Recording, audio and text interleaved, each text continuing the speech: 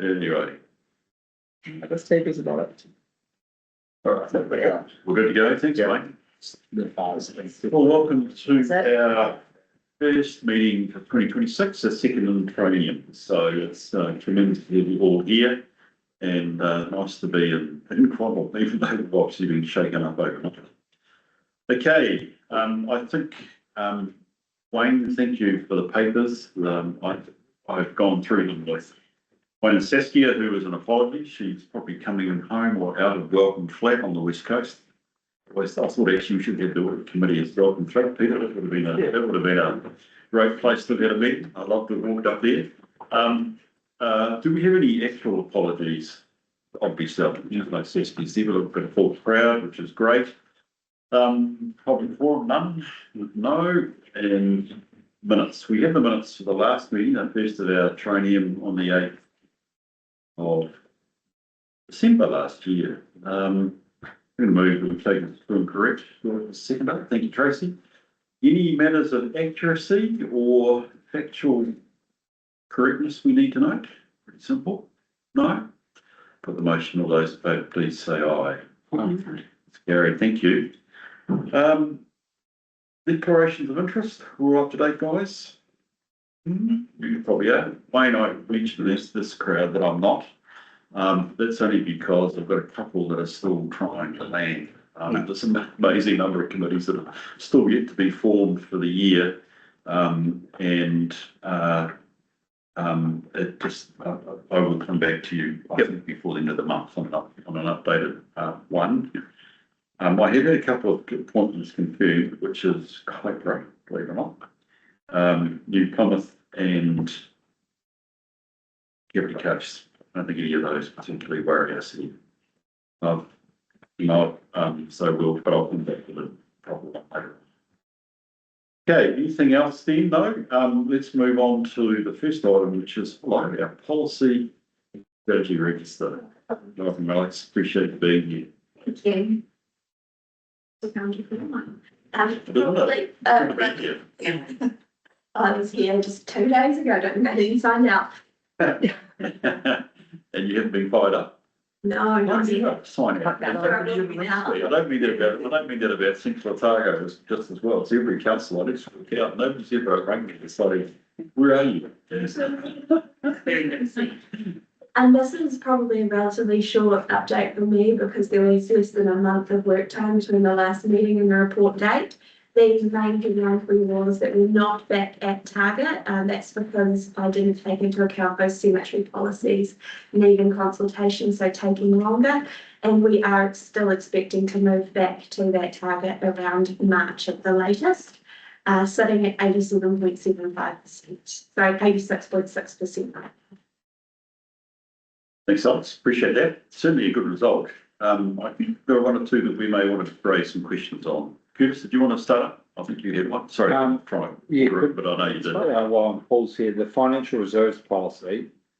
When I know that we've had some workshops at community board level and there's client with some broader financial realignments and that, but where is that at, and where do you see it arriving as an updated policy?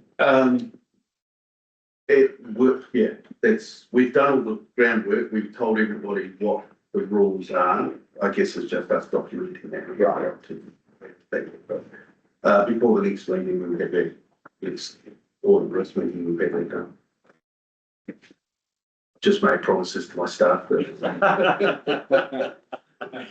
Don't worry, we're taking the minutes for. We know you signed that one in blood. Yeah. I'll just speak to the file, yeah.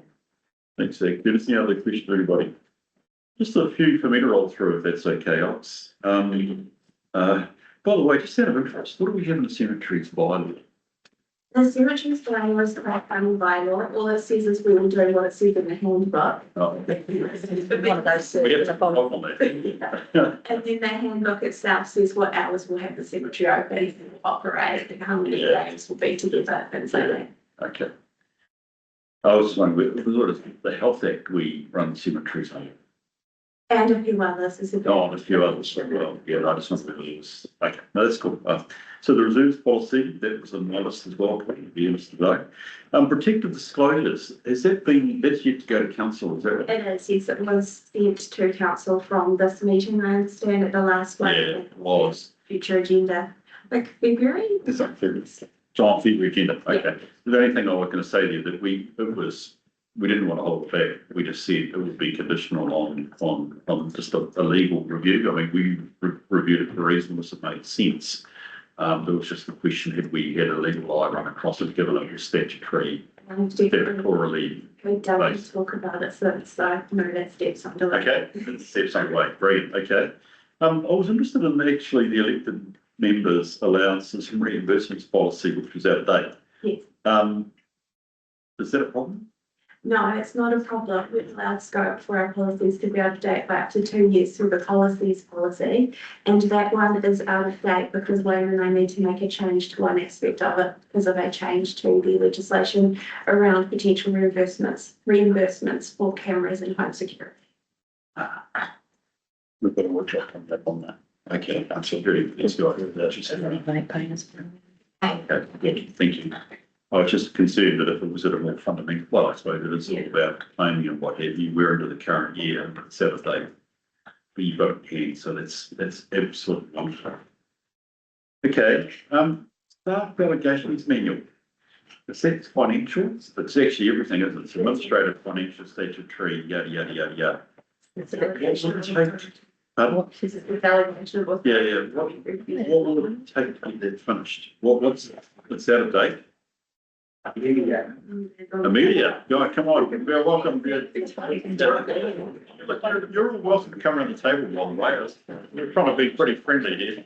I'll bring a chair out. I'm sure we can find it. That's fine. Much appreciated. So the staff delegations have been underway for some time. And what we're doing is working out slightly differently because we're going to use a piece of software called loco delegations, which structures things slightly differently. So that can be accessed by all staff members and they can go on and see delegations by act, general delegations, and delegations by bylaw as well. Yeah. So there's some work going on behind the scenes to structure it slightly differently, but that is coming to a close. So Peter will be able to see that final review prior to the next audit and risk committee meeting. We intend to have it You're done. forward. I promise it today. No, okay, that's good news. And like standing on it was the health and safety policy statement. It's a statement rather than anything else, but I just, again, it's not. Policy statement is that. It's okay, sorry, what am I saying? It's the health, it's the management framework, sorry, I highlighted the wrong one, it was the one above. Yeah. I believe Anita is working on that one at the moment. Oh, of course, we'll come to that, yeah. Stages, I updated the draft again after Northern South went through that. And it's just a timing thing, it's not like there's legal findings and stuff that to move to check. But yeah, that's in the final stages of being Right. I've always just, when they're out of date, I mean, policies don't go out of date in the sense of if it's the, if it's the first after the date's died, it's not, we don't have a policy, it's just whether it's fit for purpose. So I don't want to be over dramatise it, but I am keen to see it through. It did make me wonder, Alex, I was really worried that I probably have asked some questions here that I asked at the last meeting. And I just wondered whether in your paper up the front, particularly for the ones we have responsibility, I just wondered whether there was a chance just for a separate table. So like, I mean, it's probably irrelevant now because we won't have the financial reserves one after the next meeting. But just to note, what is the reason for its out of dateness and when it's going to be fixed? Because I'm just concerned that, we have a lot to roll through, but actually in reality, we may well be asking you the same questions. I'm sorry. I'll be able to respond and add some extra detail. That's right. Good task. Just, sorry, I just realised there's a couple of other things. The water services delivery plan. Pending. You've not done that. Is that still, is that? No, that is, well, it's been approved, the water services delivery plan. Plan, it's the water services strategy that you'll be working on. Well, that's coming down the track with the implementation. Yeah, okay. The other thing, I think we'll come to it with the LTP, was I was in the asset management plan, so it looks like, if I looked at the LTP, we can talk about the LTP, it really looked like it was in pretty good shape. It looks like we've got the asset management planning work generally in line with the LTP, which is superb news. I'm glad to hear that. Okay. Long answer for the one network. You'll talk to me, sorry, Alex, you'll talk to me about that, that'll be great. Okay, look, that's really helpful, and what I'm on having, actually, even in the time I've been here, you're really tidying this up in terms of your percentage. Obviously, just keen to see those 3 or 4 that probably, I think are correct. So, Problem child, the voting policy is now going to all community boards, except money is voting. Okay. Right. Okay, so we need to move to receive and note the contents of the mover, please. Thanks, Marta. Second, thank you, Sarah. All those in favour, please say aye. Gary, thank you. Thanks, Alex. That's wonderful. Right, the LTP, please. TP update. So, we've quite a short period between the last Christmas meeting and this one, but things have moved on. So one of the biggest things is the asset management or activity management plan work. So what we've done is there's a whole working group dedicated to that, and that is being led by Quinton. So he's arranged for an external expert to come in and give some training to asset owners about really how to properly plan. We know that our focus has historically been on road and water, and obviously in this LTP we won't have any water assets to manage through this process anyway. So it's really just expanding that for the rest of the organisation. So for parks, pools and property, to really have a good handle and consistency across road, parks, pool and property for those asset management plans and what they look like. So we've had an external expert come in and go through that process with them. And we've designed a presentation that will be delivered to councillors in April. And this month, that presentation will also be shared with those non-asset owning areas, so they can be consistent in how they're delivering presentations as well.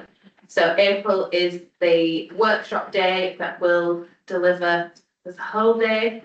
Everyone's going to be really excited of presentations from activities that consider level of service, cost and risk, and how those 3 things work together. So there's a bit of a triangle going on, basically, where we're saying, hey, we want to increase level of service, that's going to increase that cost area, but reduce your risk, and vice versa. So there should hopefully be some really good presentations in April, just to kick off really what LTP.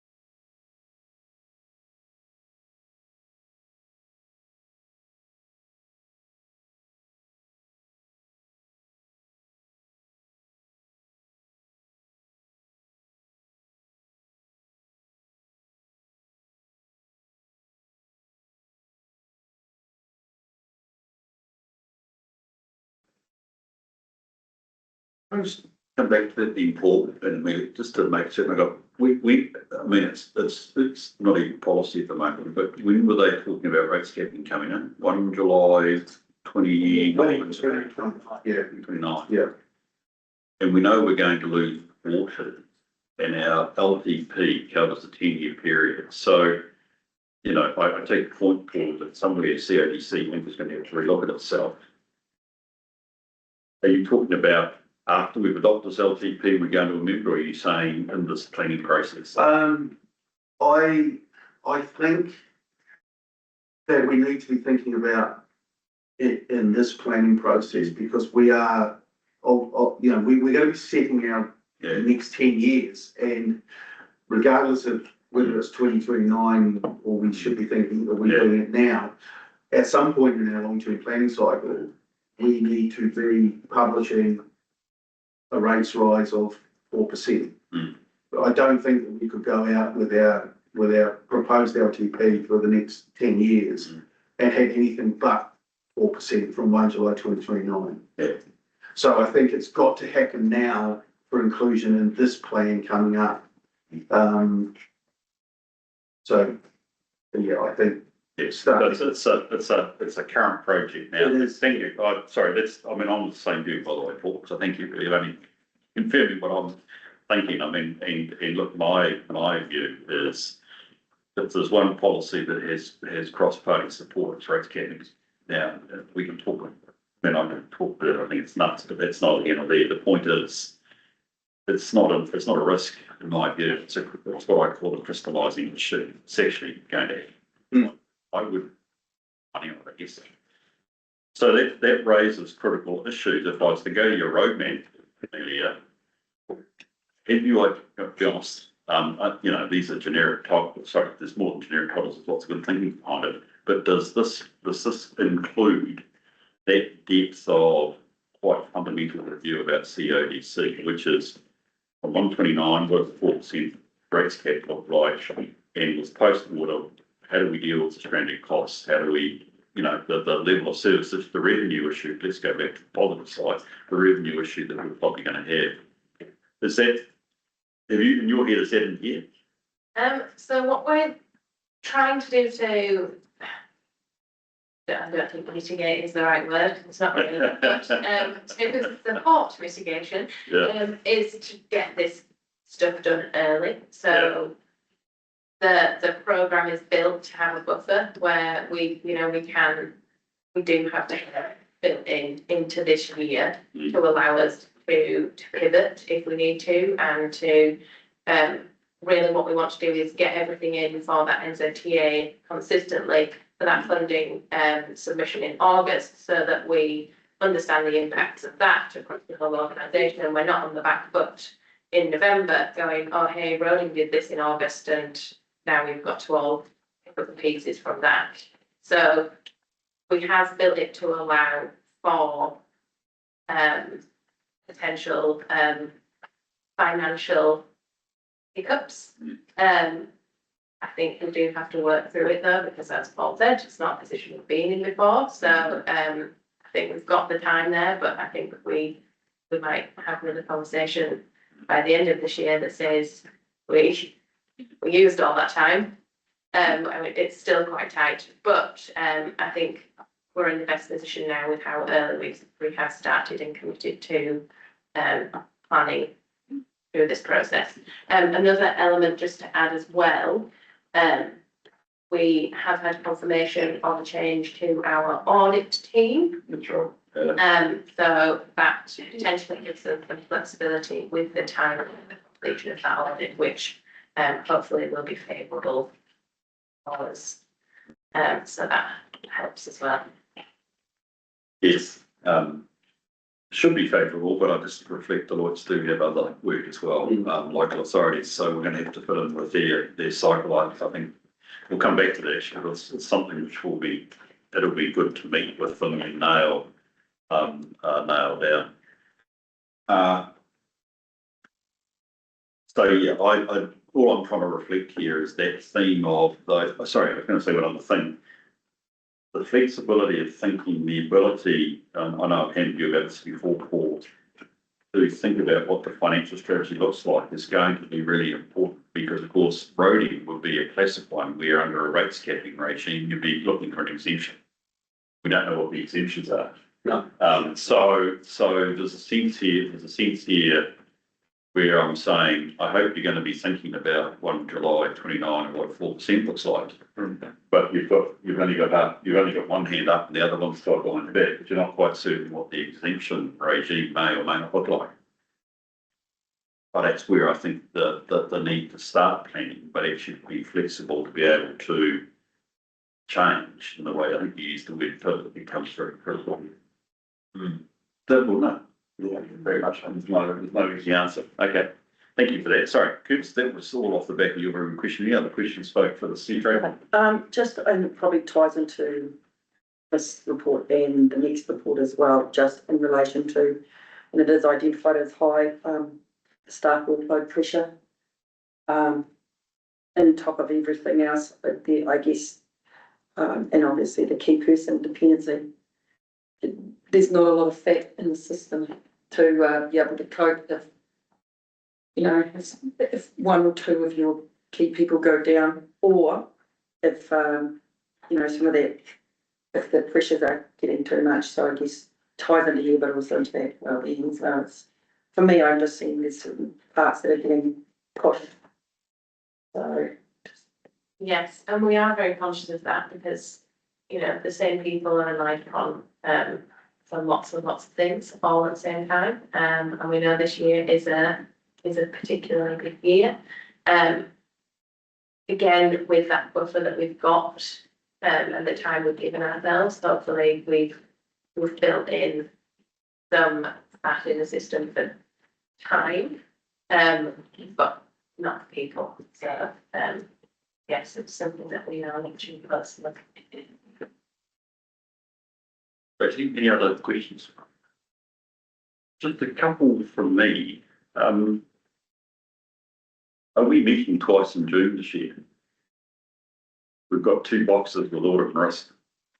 I've got my dates right. Look at that second line and the third line.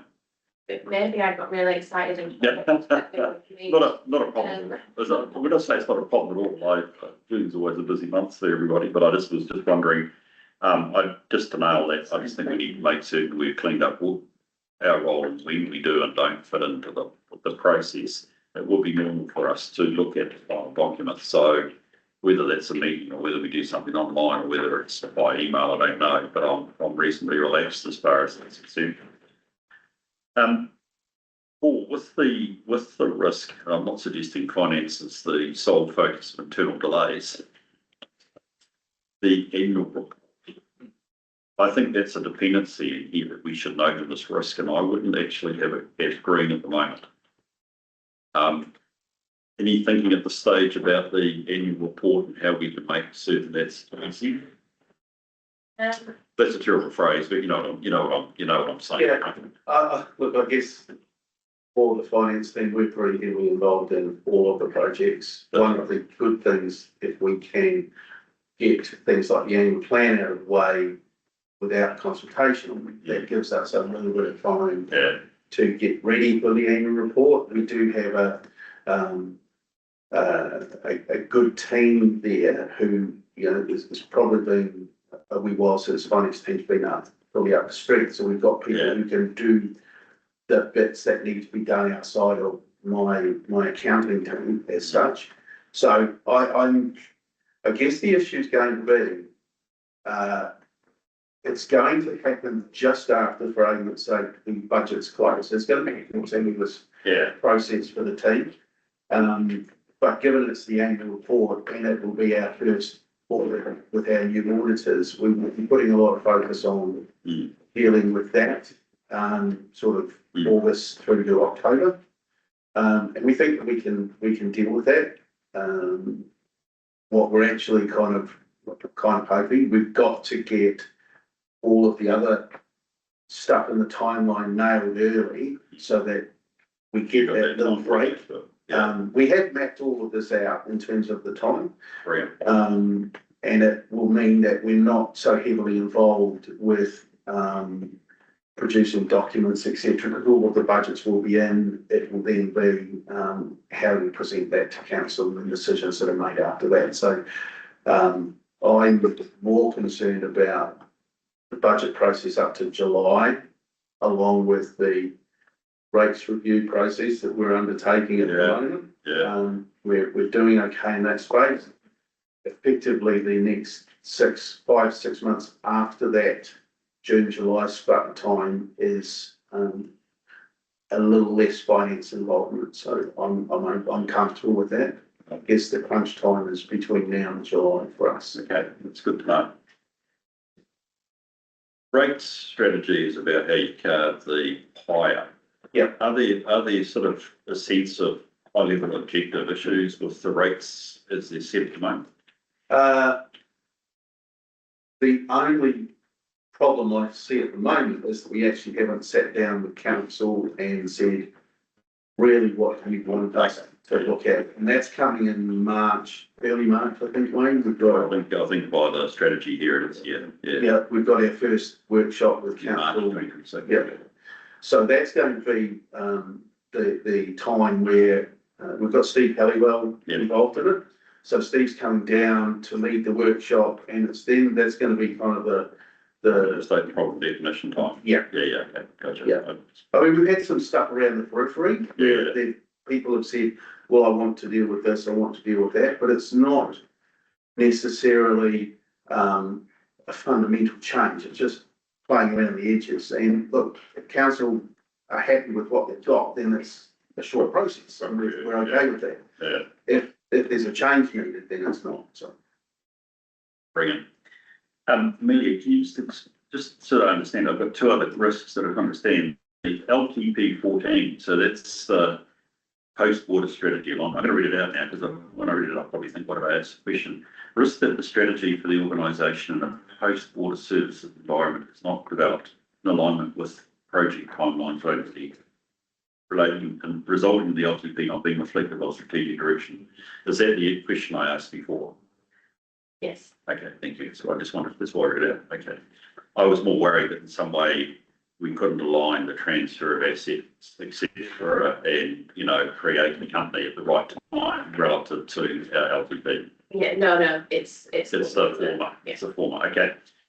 And then the other thing was just again, LTP 08, which is the one about the NZTA deadline. You see that the risk that the NZTA deadline for completion during asset management plan, do they have what I just think process, I'm ignorant, do they require us to produce for them an asset management plan?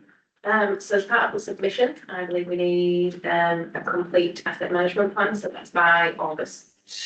So, Okay, so this is, one, yeah, they expect us to front up to the with an asset management. Right.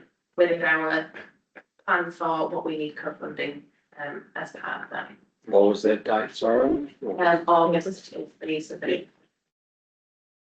Then the problem is after that, they don't decide until after the process. So we could either have rated too much, not rated enough. Yes, and I mean, elsewhere we get that problem. Where the actual program was tens of $1 million less than what we thought was the minimum sort of sustainable product. Okay, gotcha. Brilliant, thank you. Okay, well, that's all good. Sorry, just I don't want to get into a debate, Peter, about districtisation or anything. I wasn't even a debate, but an understanding. But we're involved in community boards, clearly, which makes a lot of sense. Is there any challenge around getting community boards working on this system or process? Not that we've encountered so far. So in the latest round of community boards, Alex went and did a session with them about priorities for this LTP. And the next time we visit them will be just a general update to community boards. So the priorities that come through those sessions will be fed into the presentations that will be delivered at the council workshop in April. So right now I don't envision any issues in that department. I think we've sort of clarified how it will work this time. So it's an engaging process, whether the things that have been fed through flow through into only one more community board going, that's the story. Brilliant. Just on that, the only thing I would see is perhaps what you just mentioned is perhaps a disconnect between the community board's expectations or levels of service the next LTP, based on what we can deliver, is probably where, knowing what I know from people sitting in the room listening, there is a bit of a disconnect there. Yeah. Yeah, I suspect that's always challenging with community boards, but it does, again, go back to my question about I guess my statement about the importance of community boards in this process. And I know the roadmap says they're not protected, but in reality, this is a time where you want real engagement, as you say, to minimise that risk of internal dissonance. Okay, look, I just want to ask my committee, because we're going to vote soon to receive and note this. If I go back to the page, the risk one, page 34, etc., I get a strong feeling that you've quite rightly talked about what are the high risks, very high, and indeed what are medium and low, Amelia. So I'm just wanting to reflect to my committee. We did talk about this being challenging, and I don't think anybody resigned from that being a challenging process, even though it's well planned.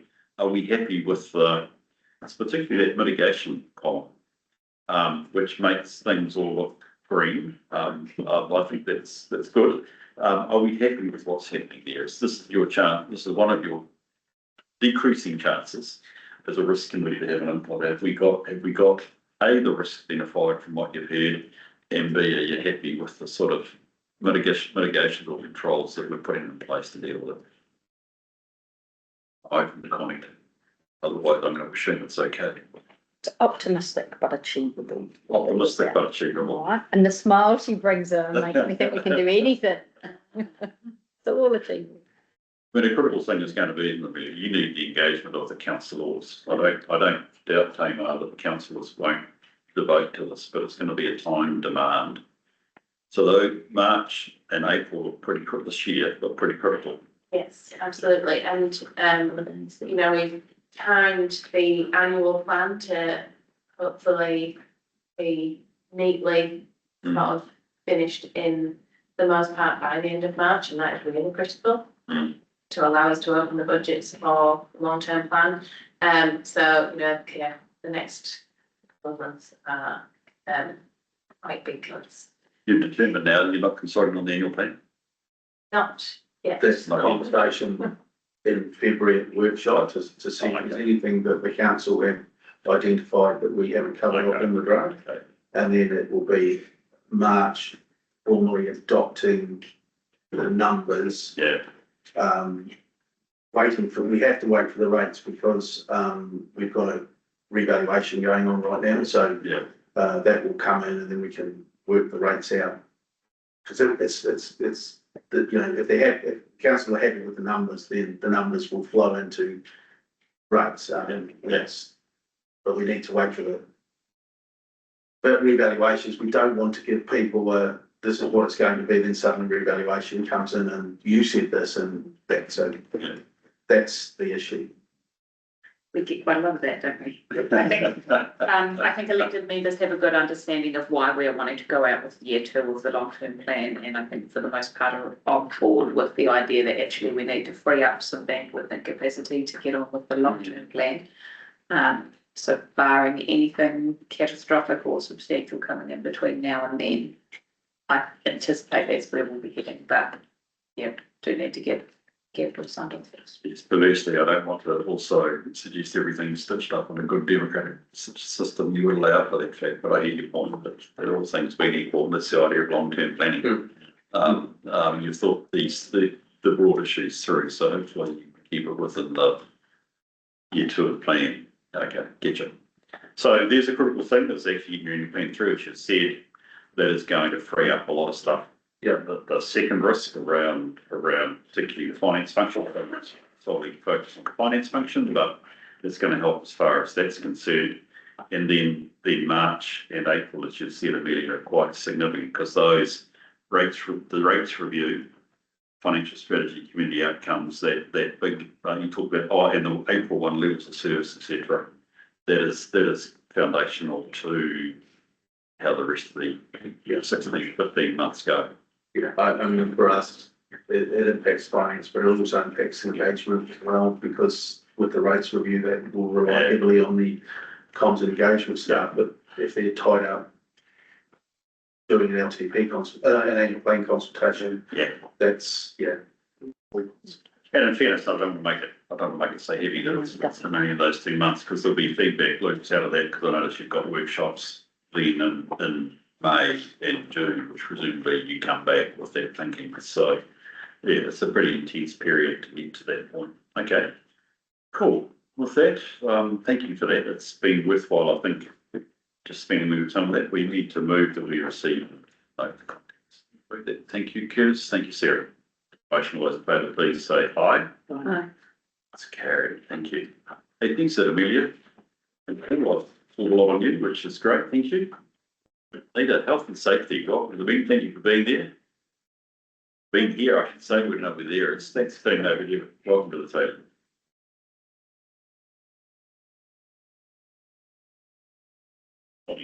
We're in your hands. If you'd like to share the salient points, I'll then open it up. Thank you. So everyone's had a chance to go through the report. The main focus for health and safety and wellbeing, during that time was we're sort of following on from the quarterly risk reviews that we put out to all staff. And it was just, working on a few things here that were sort of probably highlighted as being a little bit, lower than thought. So we, have done a little bit of work around the EAP, sort of to refresh that awareness and engagement, and we're working towards a new strategy with them as well this year. We've also updated the critical incident call tree, worked through that, and each site now has an updated copy of that as well. And we will update with the contact numbers as the need arises. Both the pools and the summer pools opened in November, which was really, really good. So we also now have the Roxburgh pool on board, and it ran really open as usual. All aquatics team users did a red zone live scenario training session, which was really worthwhile for the pool crew teams. They did a lot of sessions sort of to raise their stress levels, so it was more aligned with being a real life situation. Went through that, and they also did some supervision clinics as well, just to focus on different scanning techniques of being poolside, and yeah, they can look for any gaps and improve on anything here in that area. Also did a campground review with the property team, and we, as part of the AED replacement program, have replaced the AED at the Alexander Library, which was end of life as well.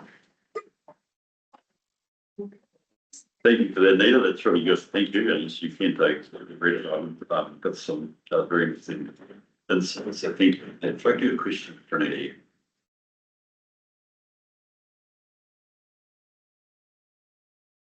Nita, just I've got a few questions, so if I just go through them, and that'll give my folk a chance that they may ask questions that is then. Just with the lead indicator. Well, firstly, actually, thank you for your summary, which you have in some sense passed through. I was really thrilled under paragraph 2.2 to get that sense of systems, sort of say tweaking, improvement, checking that they're fit for purpose. I think that's really important for us, and as officers under the Act, to understand systems are being improved, and well done. I think that's been really helpful, and I'd encourage, as I'm sure my members of the committee have taken that one on board. Well, look at the lead indicator dashboard. Perhaps it's even, I don't think it's a snarky question. Why do the contractors have a longer time to notify us of an incident? Because quite often for the contractors, they will do a monthly meeting with the different teams. So generally between them gathering the information from that previous month, they will then catch up with like the property facilities team, the parks team and lights, and then that report comes through to them, and then they enter that into the system. So the lead and names are based on the time frames that it's entered into our EV system. Although, you know, in higher risk situations, we will be notified earlier than that. It's just when they actually get the report and enter them. Sorry, I'm not certain I quite understood, because we're saying here they've got to notify us or within 72 hours. Yeah. Not monthly. of an incident, is that right? Yeah, so they're notifying, they generally do notify that team within that day or Okay. 2 day period. But, with the reporting, they base it on the beware when it was, the incident took place and when it Oh, okay. was Yeah, reported that's initially good to to us. Okay, thank you. I just want to understand, a wee bit of well, sorry, actually, can we go to the first grade? Obviously, as a committee, and all councils are concerned about aggressive behaviour. Can you just help me with the table at the top of page 45? It's got trend analysis, aggressive behaviour by type, and the increasing trend is employee. I take it that's aggression to employee, not employee's aggression to somebody else. Yeah. Yeah. Okay. It could be both. So, Well, I guess I was trying to understand that relative to customer. There can't be staff aggression towards a customer, I presume. that's the, who's at risk of that aggression, so, whether it's customer, contractor, or employee, those sort of the three categories we break it down into. Right. So the trend analysis was just added with this report based on our last meeting. Mm. I think Tracy, you were keen on seeing that sort of trend coming through. So it is just based on that. So when people enter into beware, they base it on who's at risk of having that aggression towards them. Yeah. Yeah, so with a customer one, I don't know, it could be in a library or a swimming pool or somewhere where it's two non-council people, but there's some level of aggression which we know can have to deal with. Yeah. Okay, yeah. We had some last quarter of that in the libraries where there were 2 members of the public and staff observed, and I presume that's what the number is there. Oh, okay. Reporting that one. Okay, yeah. Brilliant. No, that's good. Thank you. Well, it's always sad to know that still aggression is something that affects us, but I suspect that's always been part of our life, not that I want to normalise it. I mean, was there anything out of that was learned that we could do differently, just this kind of? Conversations. Yeah. Yeah. Yeah. It was a member who's known to us. Okay. Living freely, shall we say, so. Like very much like that, okay. Right. Okay. And again, look, it's not my role to probably in some ways dissect these too much, but I take the poor person with the fractured leg who learned out of that again, something. Those again, and again, I don't want to normalise it, but the sorts of accidents you can expect around a swimming pool, or is there that we got something to fix there? But I think it's just learning as we go. And yeah, that particular scenario was sort of. Yeah, that was an unfortunate scenario. They just returned to work, and probably stretched out a bit further than they should have. Tripping over the rack with that one. So yeah, unfortunate scenario. Lessons have been learned, with that one following the rack was repositioned and there was safety tape and stuff put on to make it a little bit more visible as well. So yeah, just really. Sort of a multitude of things that we have to pick up on. Yeah. Yeah. Something how these things happen, isn't it? Sort of 3 or 4 little things you got to Yeah, that's right. Yeah. And then just want to understand a wee bit about the EAP numbers. When I read there were 75 matters I was shikes, we've got a big problem here. Can you just tell me, because it goes from 75, I then end up with wellbeing, employees sought individual support from a wellbeing supporter on 23 occasions. And then we have 5 employees accessing clinical and counselling support. So just take me through, because that sounds like a filtering system or a process. So tell me, where did the 75 come from? So with the matters that as our EAP support group comes around, they go to all sites, they'll speak to everyone and they base it on different categories, the numbers. So for example, if it's work related, there might be, stress, sort of, work overwhelmed or anything along that way. Personal might be, financial relationships and the like. So they put a number when we get the report through into each category, and that's how they get the final numbers. And then we join up both the workplace and the personal to get that 75 for that instance. Those ones generally they'll have I suppose you can call it more of a filtering system. They'll have the initial conversation, a little chat just in general. then, that can be, people can arrange to have a further discussion, with that worker, which might be 30 minutes to an hour. If they then see fit that they actually need a little bit more support, maybe some counselling, that's when it goes through and gets referred to the sort of clinical counselling sessions. Yeah, so it is sort of based on, I suppose, 3 or 4 different, phases throughout the life cycle. Yeah.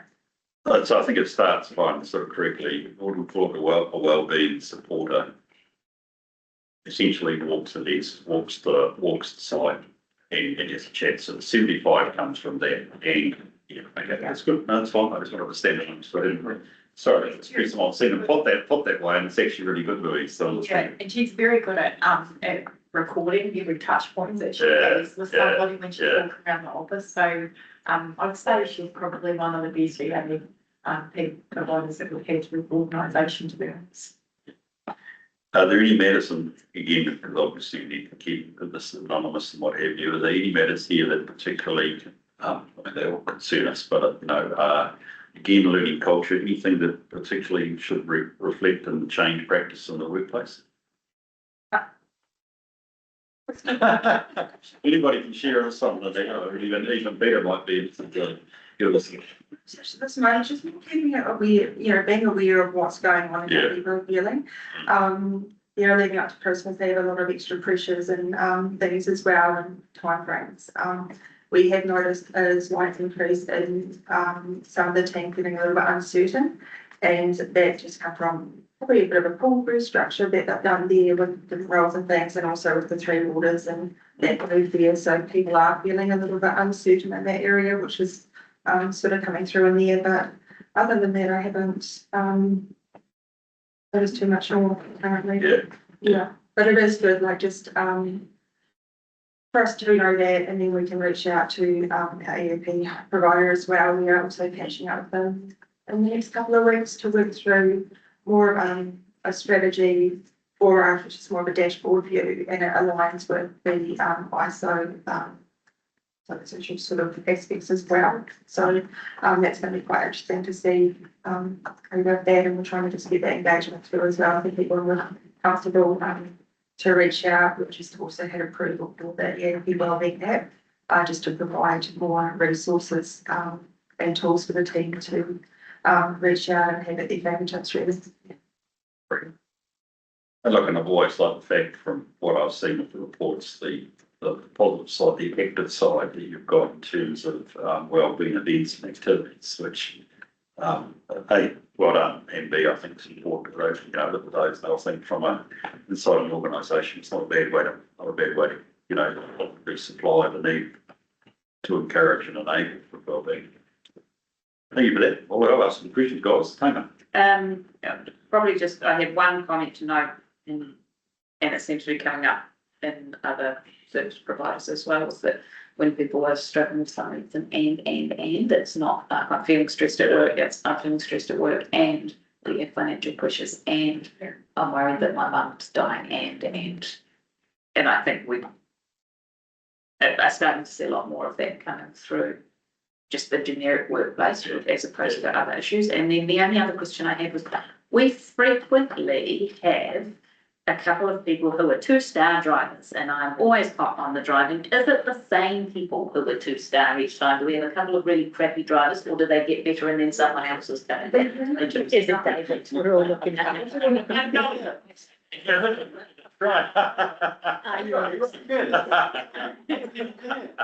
We're auditing you out of your driver class. There's no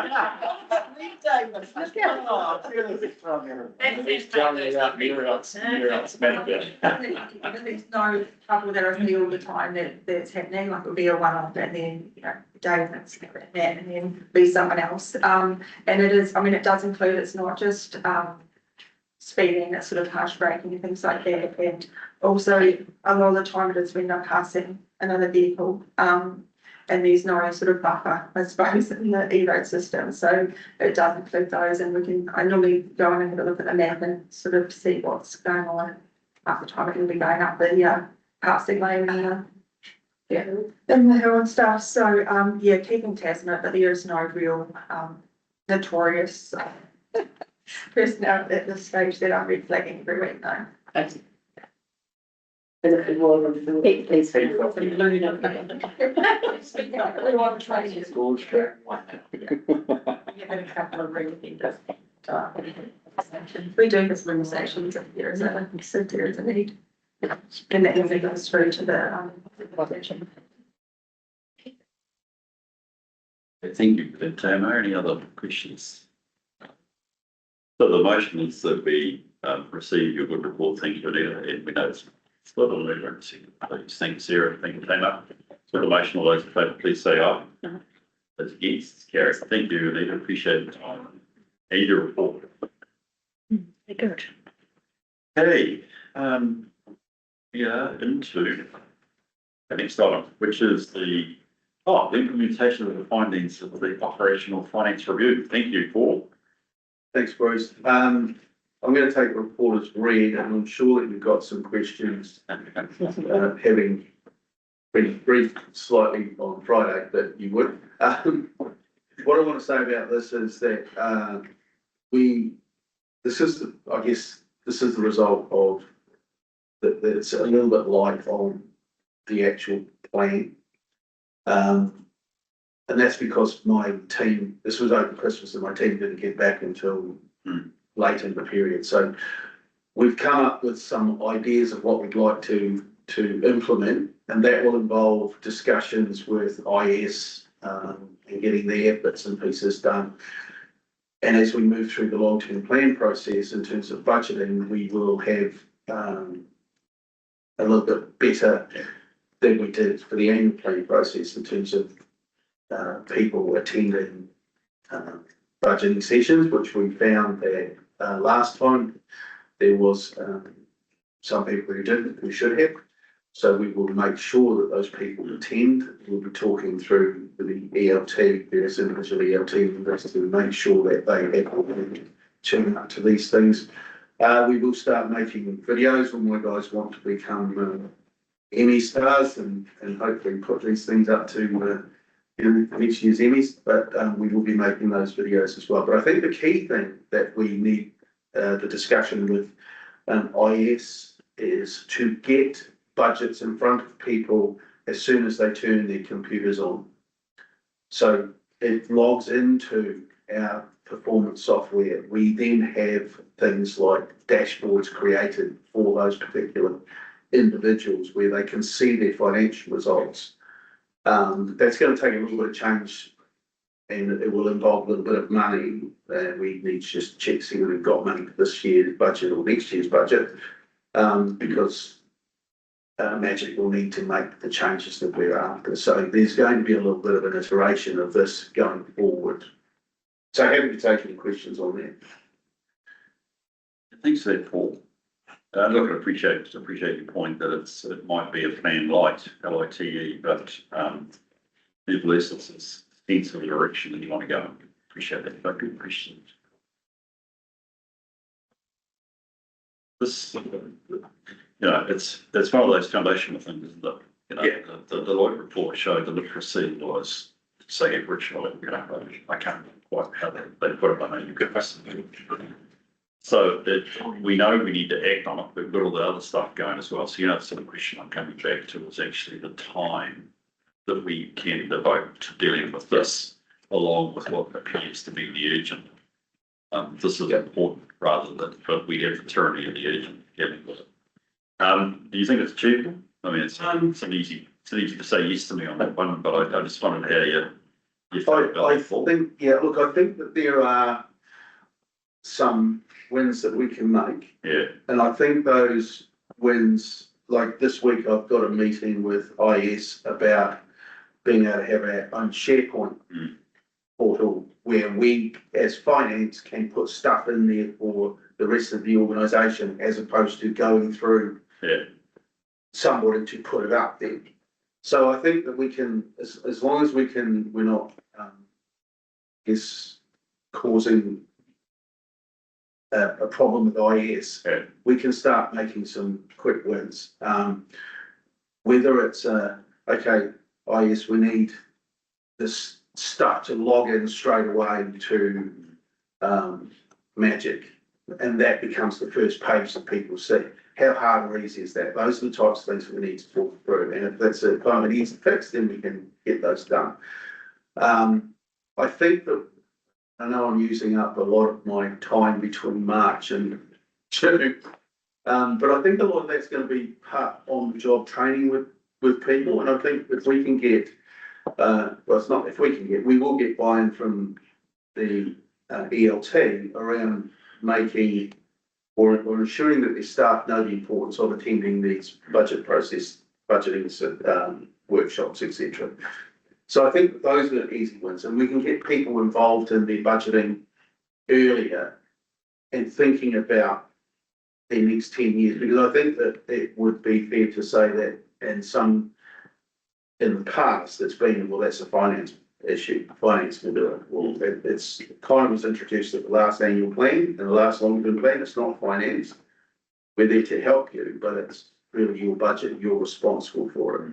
So moving to things like that, I think we can achieve in the short term over this budgeting cycle as we start working through budget inputs, etc. And they have had a little bit of a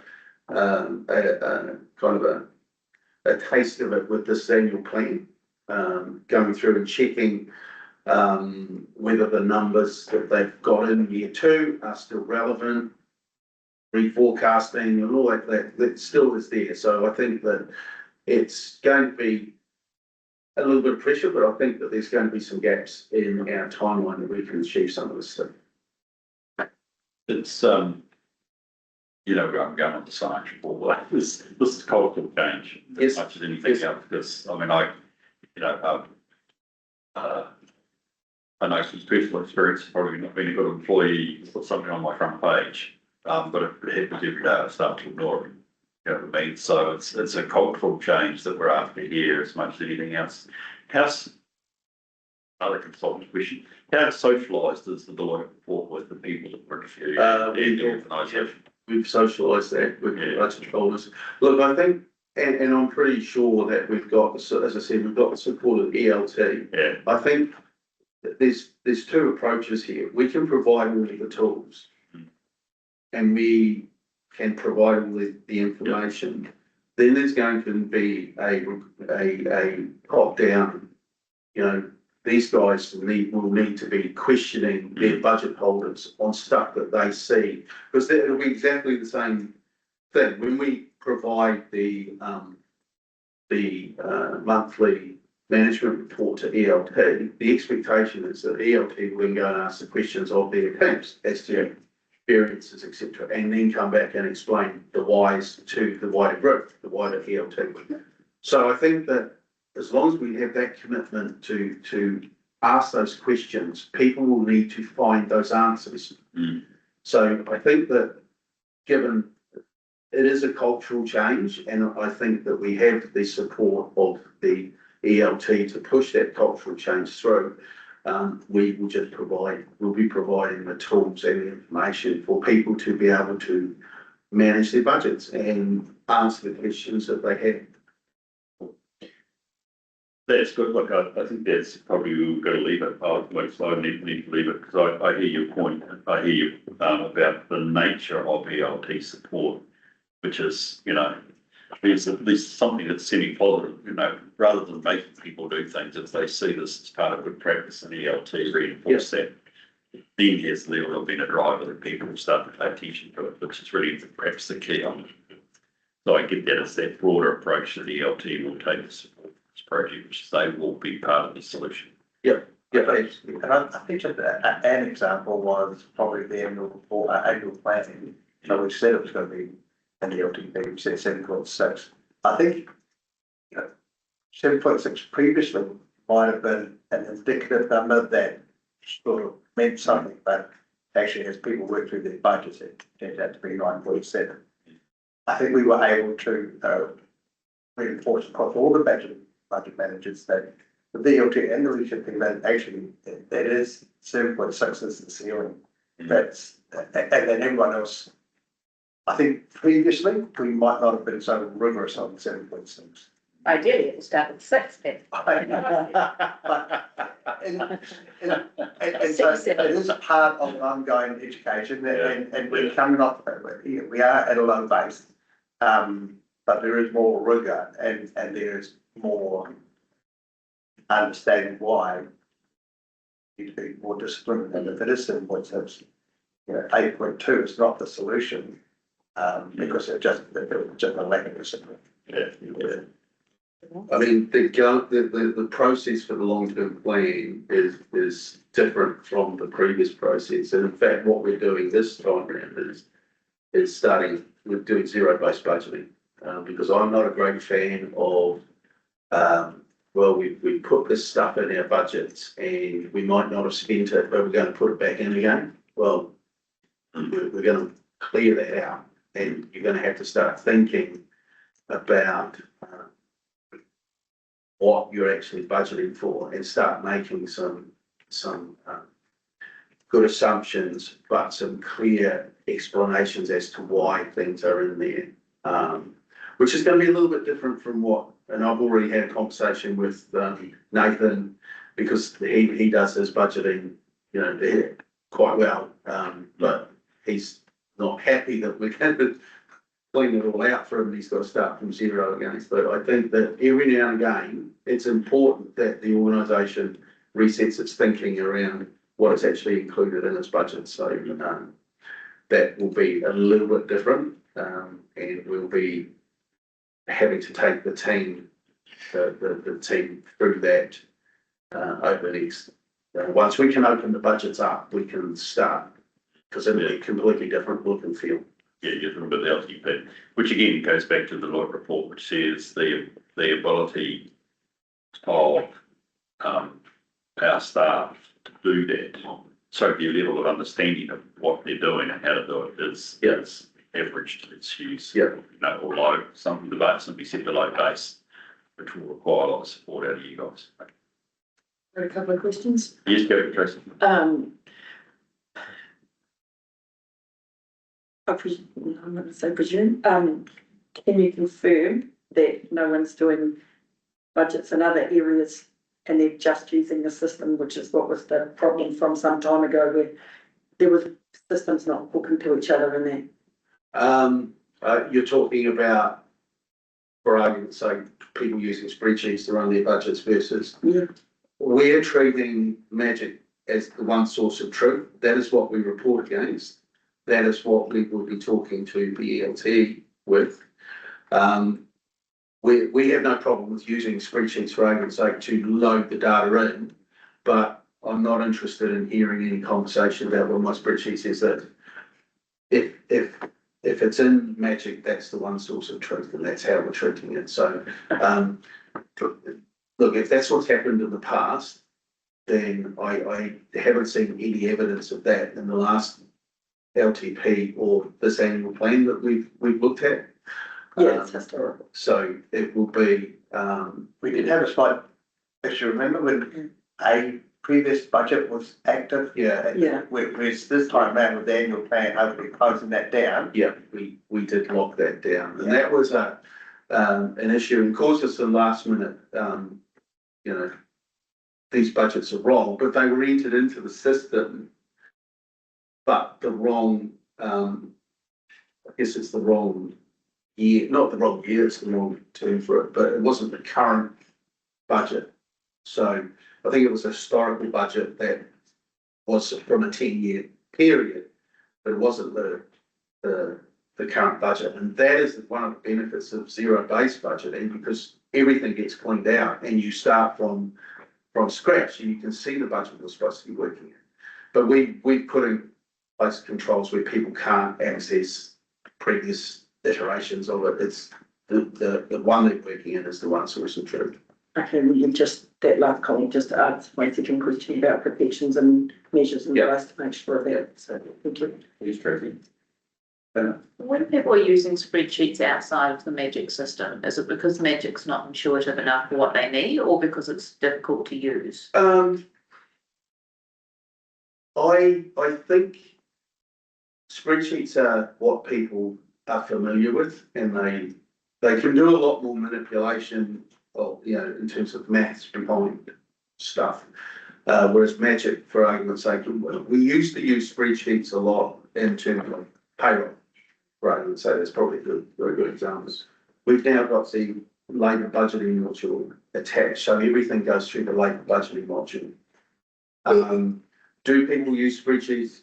Yes, they do, because that's their day-to-day stuff. But what I would expect they would be doing is exporting from Magic directly and manipulating that.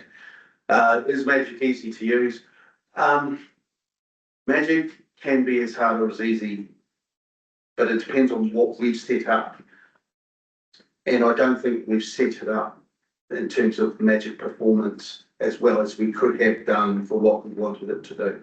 So there may be a project that comes along in the future where we, for argument's sake, renumber our general ledger and get rid of a whole bunch of cost centres. We've created cost centres left, right and centre, and that might only carry $500 or $600 of a budget. Now, that to me seems it's a waste of time. So we'll be looking at all of that, how we can reduce the number of cost centres as well to make Magic more usable and where everybody can kind of get a better understanding of it. But I'm sure that we will need to look at the overall structure of it going forward. And that might mean that instead of using Magic, we transition to another provider. But we've got to weigh up the costs of that versus what we can get out of it. And if we do move to another provider, then we certainly will be doing a restructure of the general ledger, so we're not taking what we've currently got into a new system. But none of that change would occur before we got this LTP out of the way. No, we're not even Just going I was thinking about it.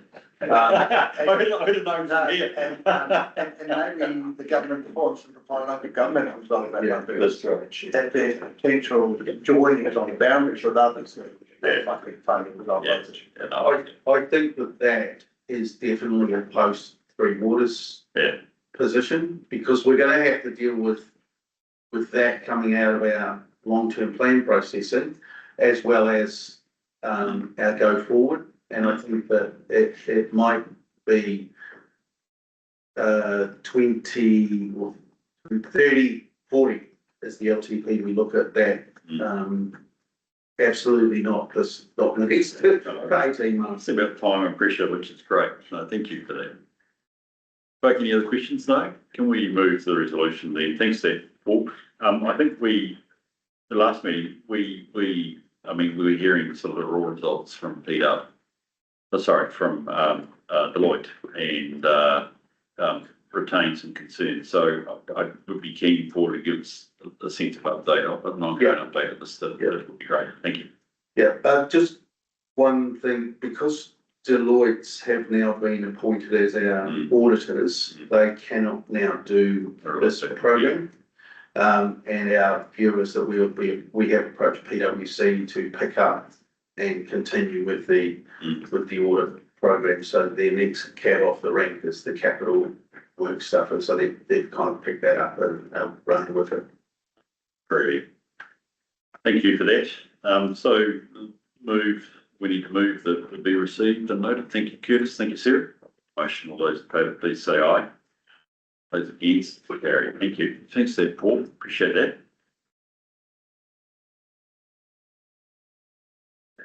Yeah. Sorry, I was going to for a minute. Oh, Chair's report. Oh, we've got to that. Well, I probably had my discussion with you guys prior. I don't look sort of this anywhere. I don't think there's anything that I said prior that needs to be said now. So no, I've been raised. Anything that you focus as members want to raise this one? We dealt with that pretty quickly. How's that? Rightio, government's report, Wayne. Sorry, mate. You can't type as fast as sometimes. Well, what you'll see there is our new forward work program. Yeah. Which we worked on the other day. That's right. Just if there's any feedback from the members on any of the stuff, just send it to me and I can make those changes. Yeah. But yeah. I'm happy to work with it, but I spoke, do we have any questions or comments about our forward work program? I just noted a couple of things about it, Wayne. One was the importance, next, I always look at the next meeting out of interest, as we are where we're at. The insurance strategy might be, quite important. And again, goes back to the point that you raised, or we were discussing before about can places get insurance. I think you've said something about, alluvial fans and bits and bobs. So it would be interesting to have that discussion, Wayne, next meeting over the insurance strategy, and particularly in light of some of the both the tragic but also the non-insurable issues that are coming up elsewhere around the country, which I think makes it quite relevant that we are looking at strategy rather than just what is, which leads to what we seek in terms of being placed, rather than just what has been placed. So hopefully we can have a reasonable discussion here about it. I just noted, and you've hinted this already, you noted that I always like in February, and in fact it's where we left it with Elon, and before this change came with the external audit that we'd have the arrangements for today. We can't obviously because things are changing. So I'd be keen, even though it's late, that we at least formally have on the agenda the audit arrangements in June. Yeah. I think it would be good all as long as I don't need to get it.